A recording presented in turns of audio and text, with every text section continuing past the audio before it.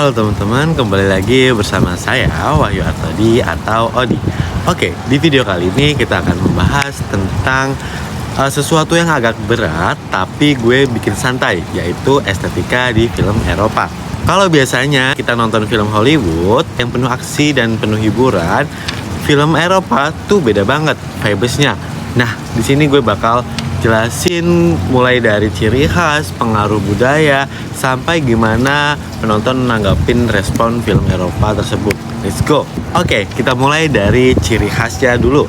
Dari segi visual, film Eropa biasanya pakai warna yang lebih natural, bahkan cenderung dingin. Komposisinya itu artistis banget, kadang simbolik, dan kameranya itu sering statis atau gerakannya pelan.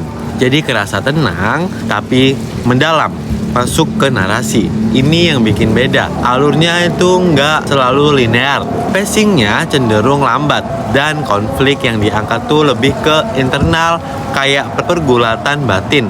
Endingnya juga sering terbuka, jadi nggak selalu dikasih jawaban yang jelas. Nah, kalau karakter di film Eropa itu jarang banget ada tokoh yang sempurna. Kebanyakan anti-hero, realistis, dan manusiawi.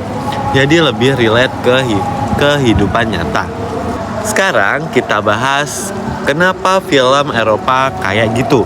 Dari sisi budaya, film Eropa sering banget mengangkat kehidupan sehari-hari, bahasa lokal, tradisi, dan kebiasaan masyarakatnya.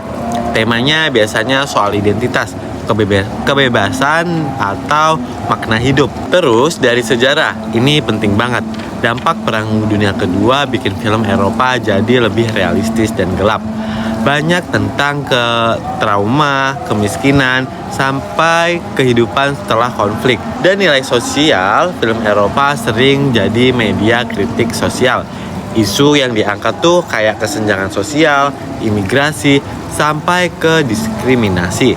Jadi, film bukan cuma tentang hiburan, tapi juga tentang suara masyarakat. Kalau dari segi teknis, film Eropa itu punya gaya yang khas banget. Sutradaranya biasanya punya gaya personal atau disebut diatur. Jadi, film kayak cerminan si sutradara. Di editing sering pakai jumpsuit, long take, dan temponya cenderung lambat. Jadi penonton dikasih waktu buat mikir. Untuk musik dan suara biasanya minimalis, bahkan sering banyak pakai suara alami. Jadi terkesan lebih realistis. Terus di mise en scène, lightingnya itu tuh natural banget. Lokasi syutingnya yang nyata dan kostumnya yang realistis. Jadi nggak terlalu dibuat-buat. Terus sebenarnya tujuan dari estetika ini apa sih? Oke, yang pertama itu realisme. Mereka pengen nunjukin kehidupan apa adanya tanpa polesan. Yang kedua, soal kritik sosial. Film jadi media buat nyindir atau mengkritik kondisi masyarakat. Nah, yang ketiga itu eksplorasi filosofis. Ngajak penonton mikir soal hidup, eksistensi, dan makna.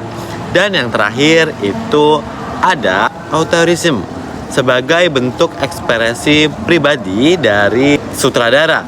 Jadi film itu kayak karya seni, bukan sekedar hiburan. Terakhir nih, kita masuk ke yang terakhir. Gimana sih respon penonton? Kalau penonton Eropa, biasanya mereka lebih paham konteks, budaya, dan sejarahnya. Jadi filmnya terasa lebih dekat dan jadi bahan refleksi. Tapi kalau penonton global, itu film Eropa sering diapresiasi di festival film karena kualitas artistiknya yang tinggi.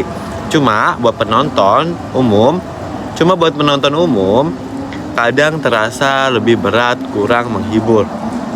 Terus kalau dari lintas budaya, sebenarnya bisa dipahami, apalagi kalau temanya universal kayak cinta atau keluarga. Tapi juga ada yang butuh kepemahaman budaya biar lebih kena. Jadi kesimpulannya itu film Eropa lebih fokus ke realisme, makna, dan ekspresi seni dibanding sekedar hiburan. kalau kamu tipe yang suka mikir setelah nonton film Eropa cocok buat kamu tonton. Oke, segitu dulu dari aku. Sampai jumpa di video berikutnya. Bye bye.